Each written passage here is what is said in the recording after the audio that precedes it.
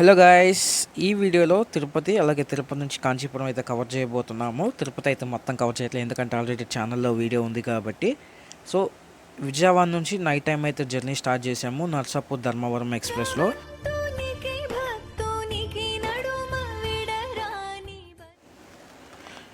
Morning 5కి అయితే తిరుపతికి అయితే ట్రైన్ వచ్చేసింది. తిరుపతి రైల్వే స్టేషన్ అయితే అండర్ కన్స్ట్రక్షన్లో ఉంది కాబట్టి మొత్తం అయితే ఏం తీయట్లేదు. నెక్స్ట్ డే మార్నింగ్ అయితే తిరుమలకి స్టార్ట్ అయ్యాము.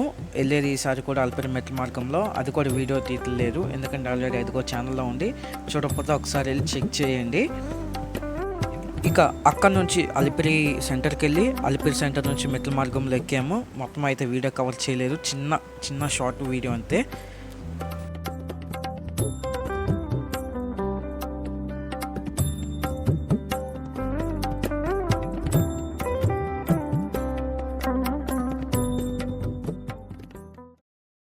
ఫర్ ద ఫస్ట్ టైం తిరుమలలో అయితే వర్షాన్ని ఎక్స్పీరియన్స్ చేశాను.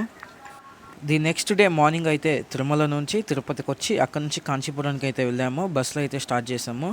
వెళ్తూ ఉంటుంటే ఒక కాన్వాయ్స్ అయితే కానిచ్చేందుకు ఒక షార్ట్ వీడియో తీసాను. సేమ్ డే ఈవినింగ్ నైట్ 7కి దర్శనం చేసుకున్న తర్వాత బయటకు వస్తే అమ్మవారి అలంకరణ సేవ జరుగుతుంది.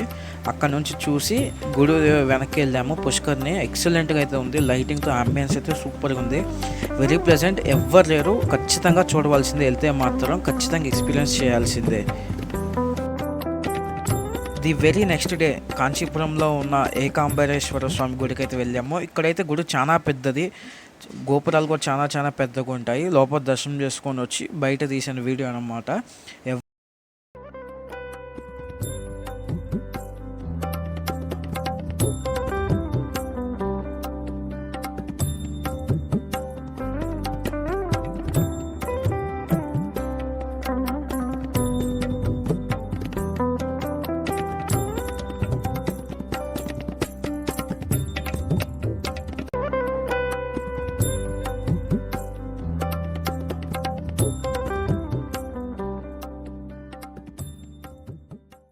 దర్శనం చేసుకున్న తర్వాత రూమ్కి వచ్చి రూమ్ నుంచి కాట్పాడి జంక్షన్కి అయితే వెళ్ళాము. కాట్పాడి నుంచి మళ్ళీ విజయవాడకి రిటర్న్ ట్రైన్ అయితే ఉంది.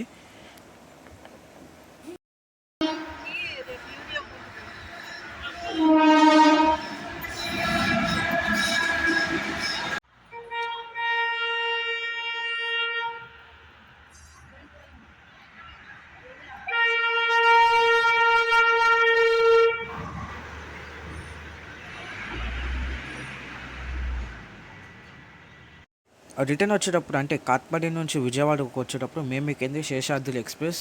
నేనైతే అసలు ప్రిఫర్ చేయను ఈ ట్రైన్ని, ఇంకోసారి ఎక్కను కూడా మీకు కూడా సజెషన్ చేస్తే ఎక్కొద్దని, ఎందుకంటే ఇదైతే చాలా లేట్గా వస్తుంది. 1.5 అవర్ లేట్ అయింది. విజయవాడకు వచ్చేసరికి కూడా 2 అవర్స్ అయితే డిలే అయింది. వెళ్ళటం చాలా స్లోగా వెళ్తుంది. సో